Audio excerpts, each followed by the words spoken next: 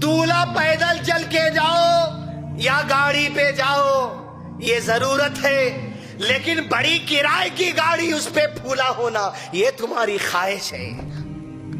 शादी में लोगों को दावत देना ये जरूरत है, लेकिन 50,000 के रुपए छपाना ये तुम्हारी ख्वाहिश है।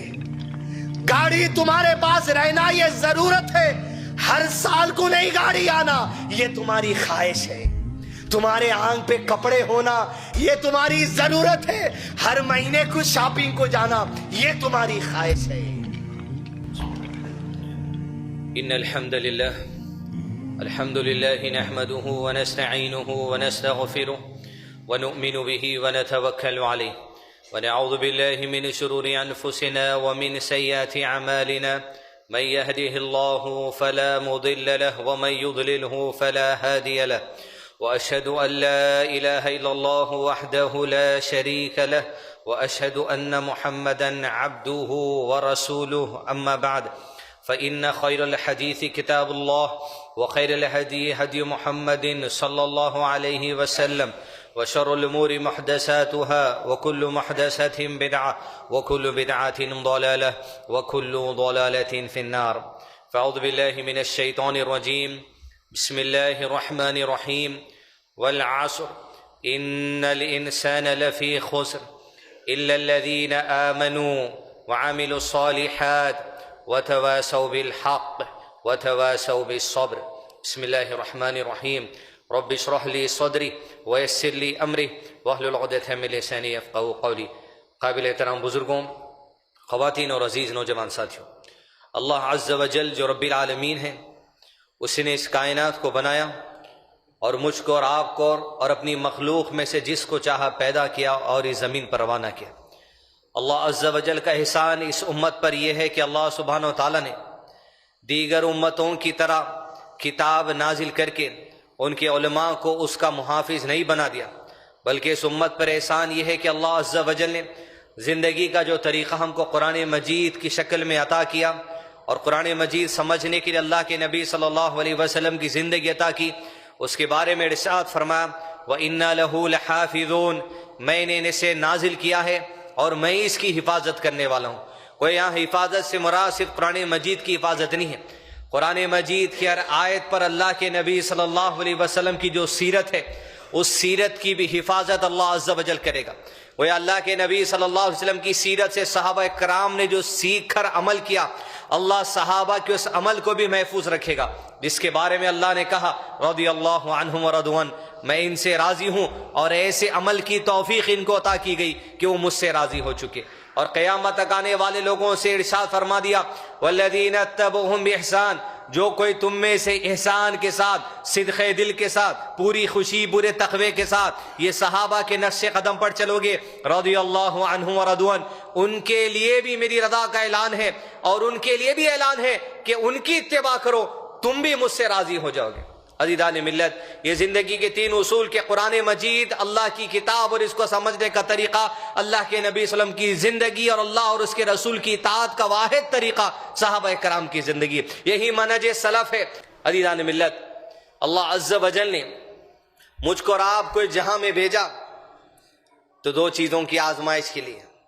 اول چیز یہ کہ جو ایمان کی نعمت ساری زمین پر سینکڑوں لوگ آبادی کی شکل میں زندگی بسر کرتے ہیں، ساری مخلوق اللہ کی عبادت کرنے والی، ساری مخلوق اللہ پر ایمان لانے والی، لیکن انسان اور جنات میں کچھ مخلوق ایسی جس کے بارے میں اللہ عز و جل قرآن مجید میں کہا وَكَثِيرٌ مِّنَ النَّاسِ، انسانوں کی اکثریت ہے جو اللہ کی عبادت کرتی ہے، اکثریت ہے جو اللہ پر ایمان رکھتی ہے، لیکن کچھ ہے جو اللہ پر ایمان نہیں رکھتے۔ یہ دیکھنے کے لیے مجھ کو اور آپ کو دنیا میں بھیجا گیا، جو آج عبداللہ کے گھر میں پیدا ہو کر، عبدالرشید کے گھر میں پیدا ہو کر، آج مسلمان کے گھر میں پیدا ہو کر جو ایمان کی نعمت اللہ نے مجھ کو دے دی ہے، یہ ایمان سنبھال کے کیسے لے کے چلو گے، اس ایمان پر قائم کیسے رہو گے، اس ایمان پر مرتے دم تک کیسے تم سلامت رہو گے، یہ تمہیں دیکھنے کے لیے بھیجا گیا۔ اور جب تمہارا ایمان سلامت رہے گا، ایمان پر تم قائم رہو گے تو تمہارا عمل درست ہوگا۔ اللہ یہ دیکھنے کے لیے بھیجا ہے ایمان کی سلامتی کے ساتھ عمل کی درستگی تمہارے ساتھ دنیا میں کیسی نہ والی، لیکن ایمان کی سلامتی، عمل کی درستگی علم کے بغیر مکمل نہیں ہو سکتی۔ یہی آج کے جمعہ کا عنوان آپ کے سامنے پیش کرنا ہے، ایمان اور عمل کے لیے علم ہی ضرورت ہے۔ اول چیز یہ عزیزان ملت، ایمان کیا ہے، ایمان کی طاقت کیا ہے، ایمان کا مرتبہ کیا ہے، یہ بات میں اور آپ جان لیں۔ ایمان کیا ہے؟ ایمان کے 6 ارکان، ان پر ایمان لانا ہے ویسے جیسے اللہ نے کہا، ویسے ایمان لانا ہے جیسے اللہ کے نبی صلی اللہ علیہ وسلم نے کہا۔ اللہ پر ایمان، فرشتوں پر ایمان، کتابوں پر ایمان، رسولوں پر ایمان، آخرت پر ایمان، اچھی بری تقدیر پر ایمان۔ لیکن ایک اصول کو جان لیں آج کے جمعہ کے خطبے میں کہ یہ ایسا اصول عزیزان ملت دنیا کے کوئی گمراہ اٹھ کر اجمل یا کوئی اور آپ کو انشاءاللہ بہکا نہیں سکے گا۔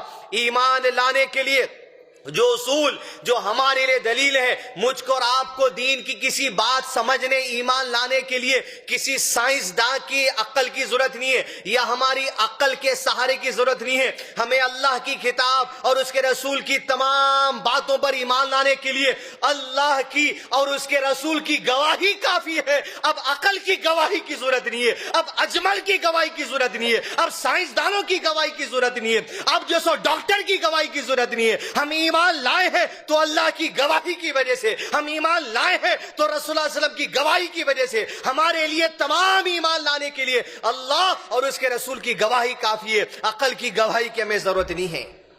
دنیا میں ایک طبقہ ایسا ہے جو دین کی بات کو عقل پر توڑتا ہے، جب عقل کہتی ہے یس تو دین پر ایمان لاتے ہیں۔ کافر ہیں یہ لوگ جو اپنی عقل کے بھروسے پر رہ کر ایمان لاتے ہیں، بلکہ ایمان لانے کا یہ ہمارا اصول ہونا چاہیے اللہ اور اس کے رسول صلی اللہ علیہ وسلم کی گواہی ہمارے لیے کافی ہے۔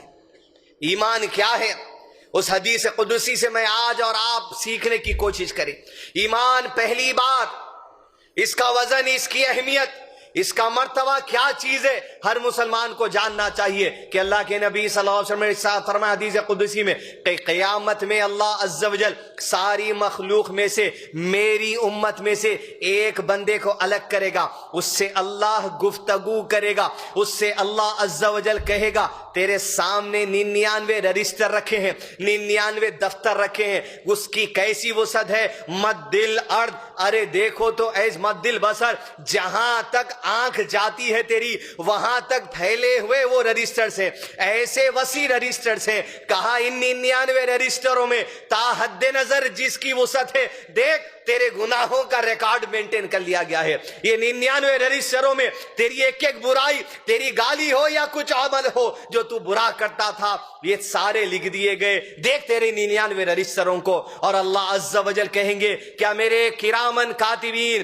کیا میرے کاتب نے جو فرشتوں کو میں نے مقرر کیا تھا تیرے گناہ رکھنے کے لیے، کیا تو سمجھتا ہے کہ انہوں نے تجھ پر زیادتی کر دی؟ یہ 99 ایسے کیسے بن گئے، اس پر بھی اتنی وسیع کیسے بن گئے؟ وہ کہے گا میرے پروردگار تیرے فرشتوں کے لکھنے پہ مجھے شک نہیں، میں قرار کر لیا کہ 99 دفتروں میں میرے جو اعمال ہے میں قرار کر چکا ہوں۔ کہا اللہ عز و جل کہیں گے کیا یہ جو 99 رجسٹروں میں باتیں لکھی ہیں کسی ایک گناہ کا انکار کرے گا؟ کہا رب تیری قسم کسی ایک عمل کا بھی انکار میں نہیں کر سکتا۔ اللہ عز و جل پوچھیں گے یہ بتا کیا یہ 99 رجسٹروں میں تیرے گناہ ہیں، ان میں سے کسی ایک گناہ کے لیے کچھ عذر ہے، کچھ ریزن ہے، کچھ وجہ ہے، کوئی مجبوری ہے، کوئی بات پیش کر سکتا ہے؟ کہا میرے رب کوئی مجبوری نہیں، کوئی ریزن نہیں، کوئی وجہ نہیں، میں ایمان لایا پروردگار اس میں کسی قسم کی خطا تیری ذات سے ہو نہیں سکتی۔ اللہ عز و جل کہیں گے آج تیری ذات پہ ظلم ہونے والا نہیں۔ دیکھ تیری آنکھوں کے سامنے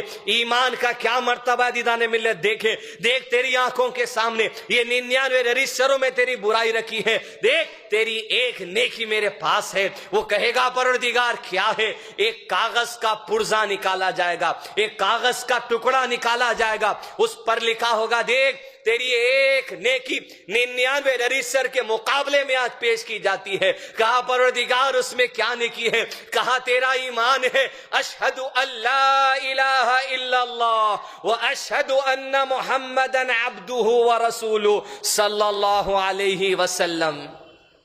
پرزہ نکالا جائے گا، کہا جائے گا میزان کے 2 پلڑے ہیں، ایک پلڑے میں تیرے 99 رجسٹر رکھ دیے گئے، یہ کاغذ کا پرزہ لے دوسرے پلڑے میں رکھ کر وزن کر لے۔ وہ کہے گا میرے پروردگار اس کاغذ کے پرزے کی کیا اوقات، وہ 99 رجسٹروں کے سامنے اللہ کہتا ہے میرے بندے آگے بڑھ، تیری جان پہ آج ظلم ہونے والا نہیں. وہ کاغذ کا پرزہ لیے ہوئے میزان کے پلڑے کے پاس پہنچے گا. اللہ کے حکم سے پلڑے میں وہ کاغذ کا پرزہ رکھا جائے گا، اس کا ایمان رکھا جائے گا، اس کی توحید رکھی جائے گی، اس کا مضبوط عقیدہ رکھا جائے گا، اس کی سلفیت رکھی جائے گی، اس کا منہج رکھا جائے گا. وہ دیکھے گا 99% نیچے گریں گے، وہ کاغذ کا پلڑا بھاری ہو جائے گا. توحید، ایمان، عقیدہ، منہج سلف. پارلیمنٹ کے بے وقوف جان لے ایمان کی حیثیت کیا ہے. اللہ کے قریب جو سلفیت ہے، جو عقیدہ ہے، جو توحید ہے، منہج سلف ہے، یہ 99 پر بھاری ہے. ایک پرزہ اللہ کے قریب. ایمان کی یہ ویلیو ہے. اور ایمان یہ نہیں کہ آپ تشہد میں بیٹھ کر انگلی اٹھا کر اشہد ان لا الہ الا اللہ پڑھو اور پھر نکل کر کسی قبر پر جا کر بچے کے ہال ٹکٹ کو باندھو، یا بچہ نہیں ہونے کی وجہ سے تالا یا ڈوری باندھو. یہ عقیدہ نہیں ہو سکتا. جب تم کہہ دو لا الہ، علامہ ابن تیمیہ رحمہ اللہ نے کہا جب بندہ کہتا ہے لا الہ، توحید کی اصل دو چیزوں پر ہے، ایک ہے انکار، دوسرا اقرار. ہم پہلے انکار کرتے ہیں. جب کہہ دیا لا تو سارے معبودان باطل کا انکار کر دیا، ہر قبر کی پوجا کا انکار کر دیا، ہر پتھر کی پوجا کا انکار کر دیا، ہر تلسی دھاگے کی پوجا کا انکار کر دیا، ہر تعویذ پہ عقیدے کا انکار کر دیا، ہر انگوٹھی پہ عقیدے کا انکار کر دیا، ہر بوبل کی کانٹی پہ عقیدے کا انکار کر دیا، ہر گھوڑے کی نال پہ عقیدے کا انکار کر دیا، ہر بھلاوے کا عقیدے کا انکار کر دیا، ہر کوئلہ لیمبو مرچی پہ عقیدے کا انکار کر دیا. کسی درگاہ میں، کسی قبر میں اس بات کی صلاحیت ہے کہ تیری بات اللہ تک پہنچائے، ہم نے جبھی سے انکار کر دیا جب سے شریعت کو اللہ نے سینے میں اتارا. لا الہ، پہلی چیز تمام معبودان باطل کا انکار. توحید کا دوسرا اصول الا اللہ، اقرار کرا تو معبود، سجدے کے لیے، رکوع کے لیے، دعا کے لیے، مناجات کے لیے، اولاد کے لیے، نوکری کے لیے، برکت کے لیے، الا اللہ، صرف اللہ وحدہ لا شریک کو مان لیا. کہا ابن تیمیہ نے جب اللہ کہتا ہے، جب بندہ کہے گا لا تو اس نے اللہ کے لیے ہر قسم کی جہالت کا انکار کر دیا اور کامل علم کا اقرار اللہ کی ذات کے لیے کر لیا. جب بندہ کہتا ہے لا تو اللہ کے لیے موت کا انکار کر دیا. جب بندہ کہتا ہے الا اللہ تو اللہ کے لیے ہمیشہ کی زندگی کا اقرار کر لیا. جب بندہ کہتا ہے لا تو اللہ کے لیے ہر عیب، ہر کمزوری کا انکار کر دیا. جب بندہ کہتا ہے الا اللہ تو اللہ کے لیے کامل قدرت کا اقرار کر لیا. جب کامل قدرت اس کی، جب کامل علم اس ذات کا، سجدے اور رکوع اور دعا مناجات کے لائق وہ ہے الا اللہ، تو ہر چیز کا انکار ہو چکا. یہ ایمان، یہ ایمان کی بنیاد. جب کہے وَأَشْهَدُ أَنَّ مُحَمَّدًا عَبْدُهُ وَرَسُولُهُ صلی اللہ علیہ وسلم، تم نے قرار کر لیا رب، تو رب ہے، تیری طرف سے جو وحی میرے نبی صلی اللہ علیہ وسلم پر نازل کی گئی، وحی مطلوع جو قرآن ہے، وحی غیر مطلوع جو حدیث ہے، ہم ایمان لائے اللہ، اور اس پر بھی ایمان لائے کہ جو طریقہ آپ کی کتاب پہ چلنے کے لیے محمد صلی اللہ علیہ وسلم نے بتایا، وَأَشْهَدُ أَنَّ محمد صلی اللہ علیہ وسلم، میں مان لیا کہ تیری کتاب پر، تیری شریعت پر محمد کے بتائے ہوئے طریقے سے چلوں صلی اللہ علیہ وسلم. ایمان یہ ہے. ایمان دوسرا کیا ہے؟ اس کی اہمیت، اس کے مرتبے کو سمجھنے کے لیے اما عائشہ کے پاس صحابہ دوڑے. محدثہ حدیث سمجھانے والی، اللہ اکبر، شریعت سمجھانے والی ہماری ماں، جس وقت اللہ کے نبی صلی اللہ علیہ وسلم کا انتقال ہوا 18 سال ان کی عمر تھی. تصور کر کے دیکھ کیا انٹیلیجنس. 50 سال تک اپنی زندگی میں صحابہ کو دین سکھانے والی وہ ماں ایمان سکھاتی ہیں. پہنچے صحابی رسول، وہ حدیث سن کر ابو ہریرہ سے کہا جو اللہ سے ملنے کی چاہت رکھتا ہے اللہ بھی اس سے ملنے کی چاہت رکھتا ہے، اور جو اللہ سے ملنے کی چاہت نہیں رکھتا اللہ بھی اس سے ملنے کی چاہت نہیں رکھتا. دوڑے ابو ہریرہ سے حدیث سن کے یہ تابعی یا صحابی نکلے، اما عائشہ کے دستک دی مدرسے پر، آواز دی، ماں عائشہ بتا دو یہ حدیث کیسی ہے؟ کون ہے ہم میں سے جو مرنے سے دور نہیں بھاگتا؟ اب ہم مرنے سے دور بھاگتے ہیں، ہم تو لمبی عمریں چاہتے ہیں، تو اس کا کیا مطلب یہ ہو گیا کہ ہم اللہ سے ملنا نہیں چاہتے؟ ماں عائشہ کہتی ہے اے اللہ کے بندے، حدیث کا مطلب وہ نہیں جو تو سمجھ رہا ہے، حدیث کا مطلب یہ ہے، ایمان یہ ہے، یقین یہ ہے، کمال یہ ہے کہ ماں عائشہ کہتی ہے سن لے کہ جس دن آنکھیں پھتر آ جائیں گی، جب تیرے پاس فرشتے روح کھینچنے کے لیے آئیں گے، تیری آنکھیں کھل جائیں گی، یاد رکھ جب جسم کے رونگٹے کھڑے ہو جائیں گے، کہا جب سینے کے اندر سانس گھٹنے لگے گی، آگے پیچھے ہونے لگے گی، اور جب تیری انگلیاں اکڑ جائیں گی، ارے اس مرتے وقت میں جب نزاک عالم ہوگا، اللہ کا کوئی بندہ ایسے موقع پہ جب اللہ سے ملنے کی تڑپ رکھتا ہے، اللہ بھی ایسے بندے سے ملنے کی تڑپ رکھتا ہے، لیکن جب نزاک کے عالم میں تو اللہ سے ملنا نہیں چاہتا تو اللہ بھی تجھ سے ملنا نہیں چاہتا۔ اس لیول تک، سانس نکلنے تک جو یقین، جو عقیدہ، جو توحید، جو منہج ہے، اس کا نام ایمان ہے۔ کیا انداز بیان! تیری سانس گھٹنے لگے گی، سوچ، انگلیاں اکڑ جائیں گی، جسم کے رونگٹے کھڑے ہو جائیں گے، تیرے آنکھیں کھل جائیں گی، نزاک عالم، سکرات موت، اس وقت بتا تیرا ایمان۔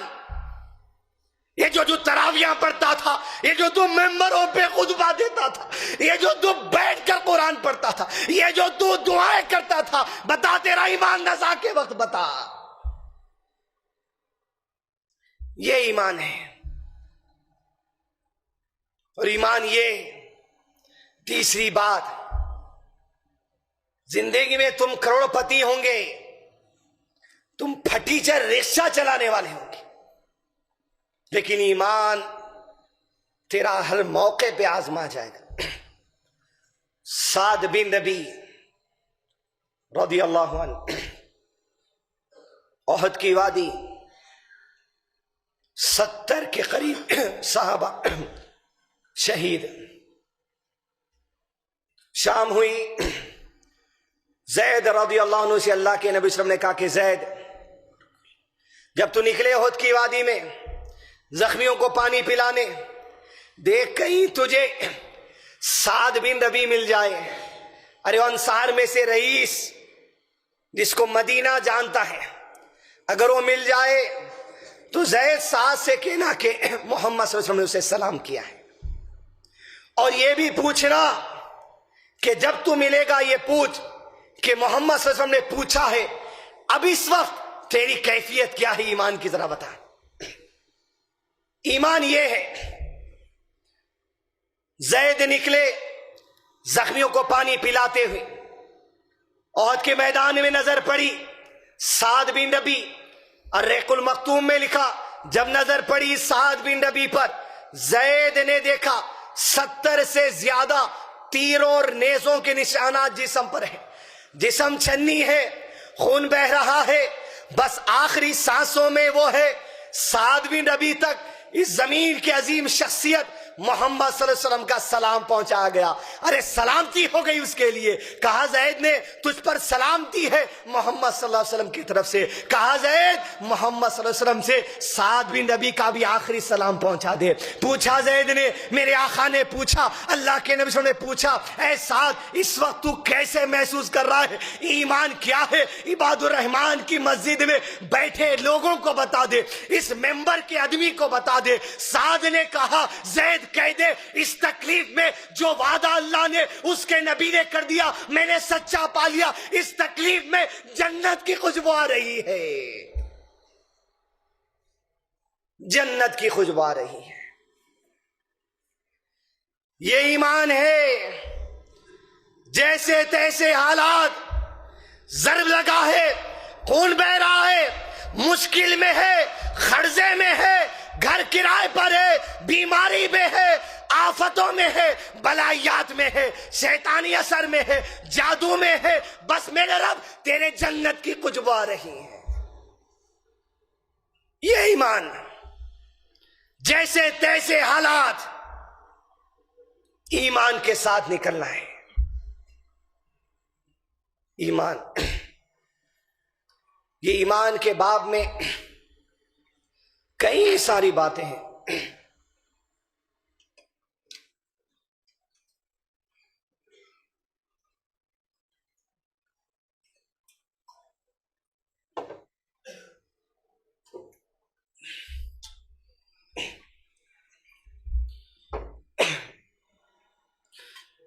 ایمان کے باب میں کئی ساری باتیں جس کی اصلاح میں ضروری ہیں، بہت ساری. وسیلہ ایمان کے باب میں ہے، قبروں سے مانگنا ایمان کے باب میں ہے. لیکن آج وقت کے حساب سے عزیزان ملت، جو حال مسلمانوں نے آج سے 4 دن پہلے کیا ہے، ایمان کے باب میں ایک چیز کو آج مسجد سے اصول بنا کر اٹھیے. فرمایا اللہ کے نبی صلی اللہ علیہ وسلم نے، من تشبہ بقوم فہو منہم. ایمان کے باب میں ایک چیز جو ہمیں سکھا دی گئی وہ دوسری قوموں کی مشابہت ہے.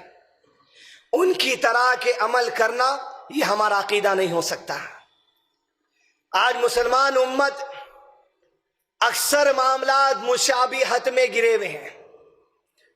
شادیوں کا معاملہ دوسری قوموں کی مشابہت. امبانی کی اولاد کی طرح تم بھی شادی کرنا چاہتے ہو. سانچک تمہارے اندر کہاں سے آ گئی؟ منجوں میں دولہے کے کلے کو ہلدی لگانا تمہارے پاس کہاں سے آ گیا؟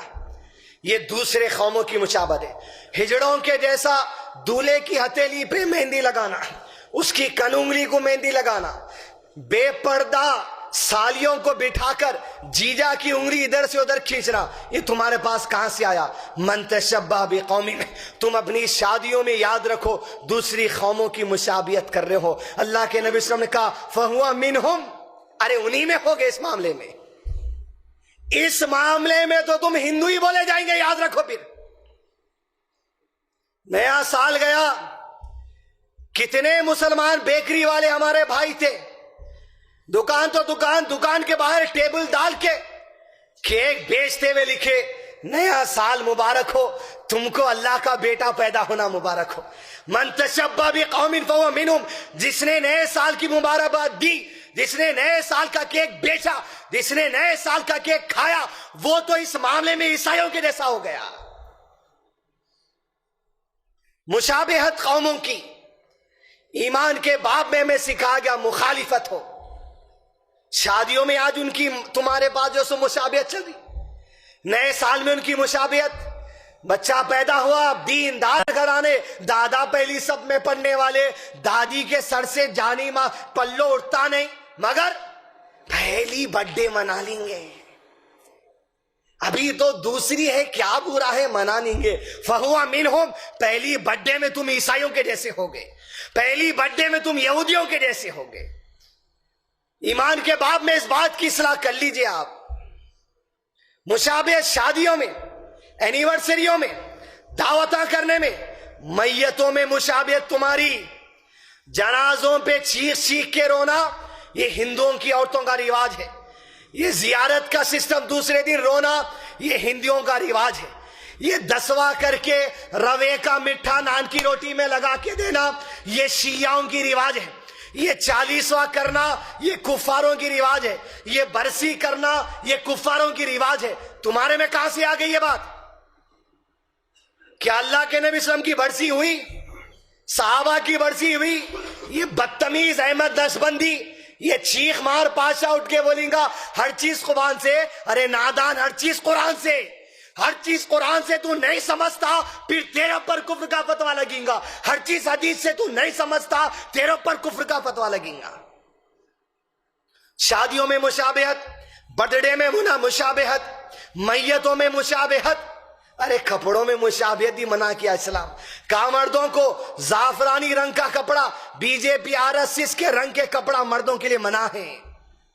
مشابہت کپڑوں میں نہیں ہو سکتی.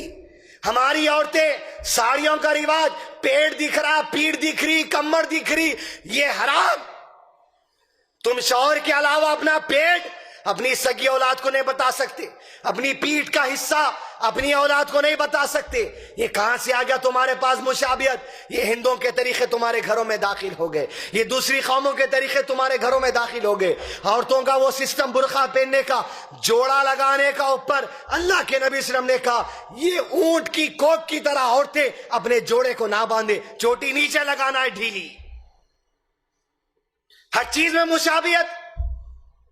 پھر آپ مسلمان ہیں، اکثریت مسلمانوں کے پاس آج مشابہت کا رجحان ہو گیا. جب اللہ کے نبی صلی اللہ علیہ وسلم آئے، وقت کے جو مسلمان تھے مشرکین مکہ، ان میں کیا ہو گیا تھا؟ طواف کرتے تھے، عمرہ کرتے تھے، حج کرتے تھے، اللہ کی قسم کھاتے تھے، مگر عیسائیوں کا کلچر لے لیے، یہودیوں کا کلچر لے لیے. مشابہت چھوڑیے. اگر مشابہت کو آپ جائز سمجھ لیے، فَهُوَ مِنْهُمْ، وہ عمل کرنے میں تم عیسائی کہے جائیں گے، وہ عمل کرنے میں تم ہندو کہے جائیں گے، وہ عمل کرنے میں تم یہودی کہے جائیں گے. یاد رکھیے. آپ تقریر کے دوسرے سے میں چلیں. عمل والعصر ان الانسان لفی خسر، سب کے سب تباہی میں ہیں، الا الذین آمنوا، مگر جو ایمان لایا. ایسے وعملوا الصالحات، جو عمل کرے گا نیک. کیسے؟ عمل کا باب، ہمارے اعمال کی اصلاح ضروری ہے. عمل کے باب میں کئی اعمال ہے جس کی اصلاح میں کرنی ہے، لیکن عزیزان ملت آج مسلمانوں کے اعمال میں ایک اصول آ گیا. وہ اصول اس حدیث قدسی سے آپ کے سامنے رکھوں. اللہ کے نبی صلی اللہ علیہ وسلم نے صحابہ کرام سے پوچھا، حلقے میں بیٹھے تھے صحابہ، پوچھا کیا تم جانتے ہو جنت میں سب سے پہلے کون داخلہ لینے والا ہے؟ صحابہ نے کہا اللہ و رسولہ عالم، ہم نہیں جانتے، اللہ کے نبی صلی اللہ علیہ وسلم، اللہ بہتر جانتا ہے، اور آپ پر وحی آتی ہے، آپ بہتر جانتے ہیں. اللہ کے نبی صلی اللہ علیہ وسلم نے کہا جان لو جنت میں سب سے پہلے داخل ہونے والے فقراء ہیں، مہاجرین ہیں، وہ غریب لوگ ہیں جو جنت میں سب سے پہلے داخل ہوں گے. ان کی 3 صفات ہیں، وہ آج مسلم معاشرے سے نکل چکی ہے. اول یہ وہ دنیا میں لوگ ہوں گے جن کے پاس اپنی ضرورت پوری کرنے کے لیے یا اپنی خواہش پوری کرنے کے لیے ذرائع نہیں ہوں گے، لیکن زندگی صبر کر کے گزار لیے. خواہشات دل میں تھی لیکن قبر کے گڑھے میں اتر گئے، لیکن کبھی اپنی خواہشات پوری کرنے کے لیے اللہ کے دین کی نافرمانی نہیں کی، رسول اللہ صلی اللہ علیہ وسلم کی نافرمانی نہیں کی، اللہ کی کتاب کی نافرمانی نہیں کی. خواہشات ان کے سینے میں تھی مگر مر کر دنیا سے چلے گئے. ضرورت کے پیسے نہیں تھے، خواہشوں کے پیسے نہیں تھے، مگر دنیا سے چلے گئے. یہ لوگ ہیں جو جنت میں پہلے داخل ہوں گے. اور سنو، جب جنت میں داخل ہوں گے اللہ فرشتوں سے کہے گا، اے فرشتوں کی جماعت آؤ، جاؤ فقراء کے پاس، یہ غریبوں کے پاس، یہ مہاجرین کے پاس، اور ذرا ان کو سلام کر آؤ.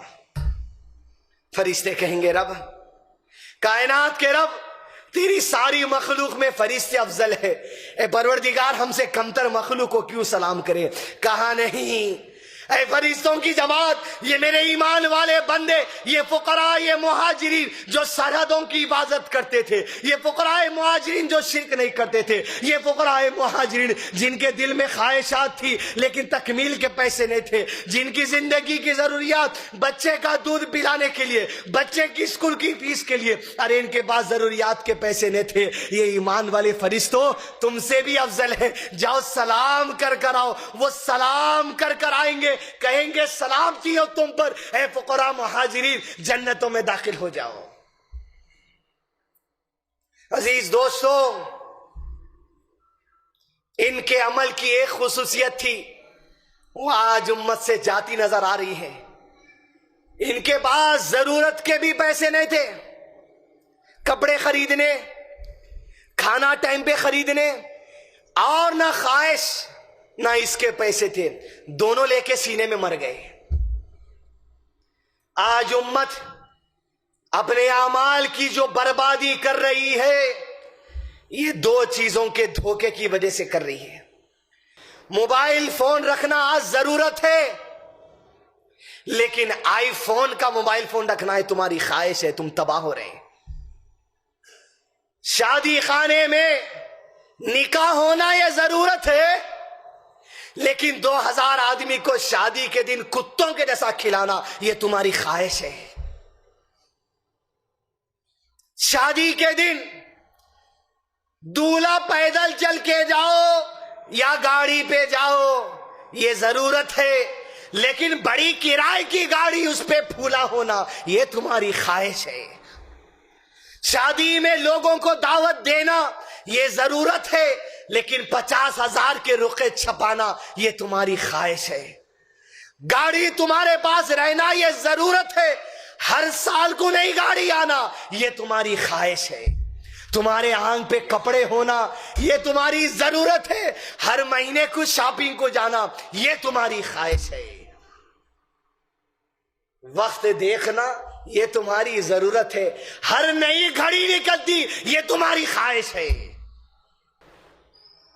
امت آج اپنی خواہشات کو مصیبتوں کا غلاف پہنا کر دنیا سے قرضے مانگ رہی ہے، بینکوں کے کریڈٹ کارڈ گھس رہی ہے۔ پریشانی ہے بھائی، کیا پریشانی ہے بھائی؟ بچی کی شادی ہے بھائی، 1800 آدمی کو کھانا کھلانا ہے۔ نادان، یہ تیری ضرورت نہیں، یہ تیری خواہش ہے، اللہ کے پاس جواب دینا پڑے گا۔ شادی خانے میں بلانا یہ تیری مجبوری نہیں، یہ تیری خواہش ہے۔ کپڑوں پہ کپڑے تیری خواہش ہے، گھڑی پہ گھڑی تیری خواہش ہے، فون پہ فون تیری خواہش ہے، گاڑی پہ گاڑی تیری خواہش ہے، گھر پہ گھر تیری خواہش ہے۔ ارے تیری خواہشوں سے کب تک بھیک مانگتا پھرے گا؟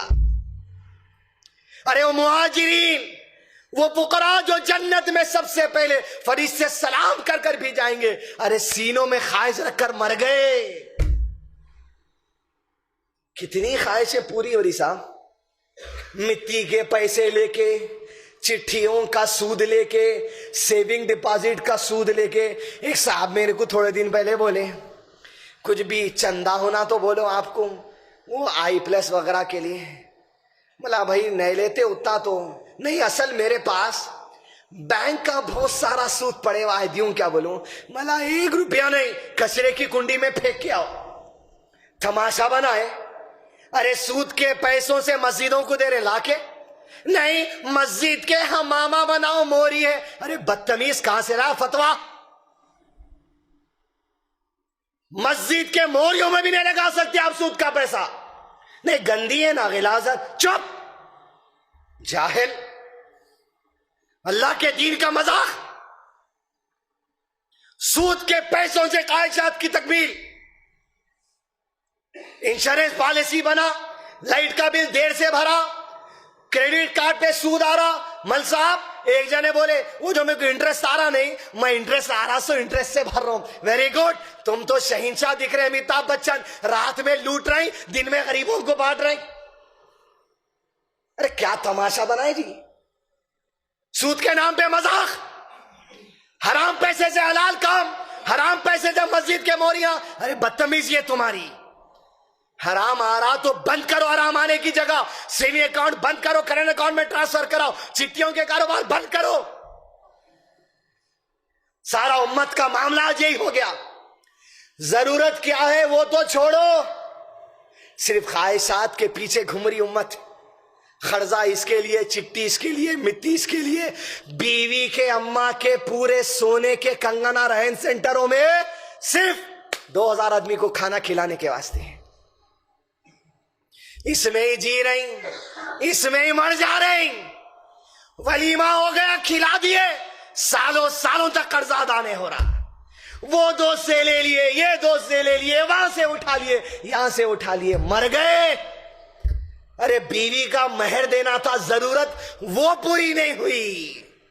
شادی خانہ 3 لاکھ کا ہونا تھا، خواہش وہ پہلے پوری ہو گئی۔ اعمال کی اصلاح میں ضروریات کیا ہے یہ جان لو آپ، اور خواہش کیا ہے یہ جان لیجئے۔ مصیبتیں مسجد سے نکلنے سے پہلے ہٹ جاتی ہے آپ کی۔ ضرورت کے لیے قرضہ لے سکتے، خواہش کے لیے قرضہ مت لیجیے، وہ بھی حلال قرضہ، سودی قرضہ نہیں۔ عزیزان ملت، ایک ایک چیز کا حساب دینا ہے۔ آخری بات، خواہشات یہ جو آ رہے نہیں 10 20 قسم کے میٹھے کھانے، محمد رسول اللہ صلی اللہ علیہ وسلم کی ذات کیا نہیں کھا سکتے تھے؟ کیا نہیں کھا سکتے تھے؟ دوپہر کا وقت، چلچلاتی دھوپ، عرب کے لوگ گھر کے چھاؤں میں، نبی صلی اللہ علیہ وسلم مسجد نبی کو آ گئے. ایک بے چینی ہے، وہیں کھڑے کے پڑوس سے ابو بکر صدیق ویسی بے چینی سے نکل آئے. کہا میرے آقا صلی اللہ علیہ وسلم، یہ دوپہر کا وقت ہے، ہم گھر کے باہر نہیں نکلتے، آپ اس وقت یہاں پر بتائیے کیا ضرورت ہے؟ کہا ابو بکر بھوک کی بے چینی برداشت نہیں ہو سکی اور گھر میں فی الحال کچھ تھا نہیں کھانے، باہر نکل گیا. کہ ابو بکر تیرا کیا حال ہے؟ کہا جو نبی کا حال ہے امتی کا وہی حال ہے. یہ دو یار کھڑے ہیں کہ تیسرا یار عمر بن خطاب آیا. کہا دونوں یہ وقت یہاں پر؟ کہا عمر نے، آپ دونوں کی جو وجہ ہے عمر کی بھی وہی وجہ ہے. ان کے پاس کیا نہیں تھا جی، مگر ضرورت پڑنے پہ سب لٹائے، آپ مت لٹائیے، میں آپ کو سب لٹانے نہیں پڑ رہا. ابو ایوب انصاری کے گھر گئے، دستک دی، پانی لانے آپ باہر گئے کنویں سے. بیوی نے کہا محمد صلی اللہ علیہ وسلم کی آمد ہمارے گھر پر، بیٹھ جائیے. ابو ایوب آئے پانی لے کر، دیکھا نبی صلی اللہ علیہ وسلم گھر پر ہے. کہا آج مدینے میں مجھ سے زیادہ خوش نصیب کوئی میزبان نہیں، میرے گھر محمد صلی اللہ علیہ وسلم مہمان بن کر آ گئے.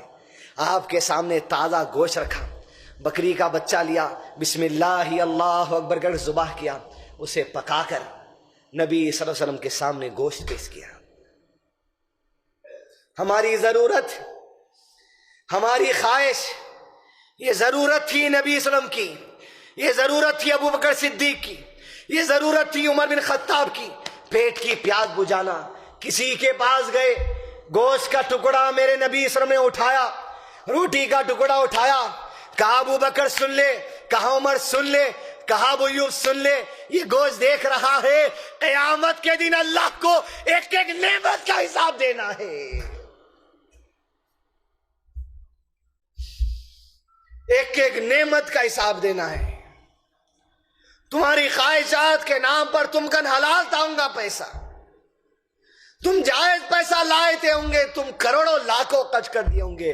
ایک ایک نعمت کا حساب دینا ہے. مہمان بن کے کسی کے گھر میں کھانا کھائے تو اللہ کے نبی صلی اللہ علیہ وسلم نے کہا اس کا بھی حساب دینا ہے. ایمان، عمل، الا الذین آمنوا وعملوا الصالحات، علامہ شیخ عثیمین نے کہا ایمان نہیں ہو سکتا اس وقت تک جب تک کہ علم حاصل نہ کر لو. تو اللہ کی ذات کا علم، اللہ کے دین کا علم، اللہ کے نبی صلی اللہ علیہ وسلم کی ذات کا علم، اسی کو اصول ثلاثہ کہا جاتا ہے، جو اس مسجد میں کئی مرتبہ آپ کو پڑھایا گیا. علم کا اصول، افضل علم اللہ کی ذات، اس کی صفات کا علم. دین کے علم کے قریب آئیے. حدیث دوستو، ہر مسجد مدرسہ بن جائے، ہر مسجد اسکول بن جائے، علم عام ہو جائے. علم ہوگا تو ایمان ہوگا، علم ہوگا تو عمل ہوگا، علم ہوگا تو تقوی ہوگا. اسی بات کے ساتھ آپ کے سامنے یہی گزارش کروں، بنیادی اصول ایمان لانے کے لیے اللہ اور اس کے رسولوں کی گواہی ہمارے لیے کافی ہے بس. دوسرا اصول آج کی تقریر کا کہ ہماری ضروریت اور خواہش میں فرق کرنے کی تمیز لا لیجئے، مصیبتیں خود بخود دور ہو جائیں گی. ربنا لا تزغ قلوبنا بعد إذ هديتنا وهب لنا من لدنك رحمة إنك أنت الوهاب. وصلى الله على نبينا محمد وعلى آله وأصحابه وسلم تسليما كثيرا.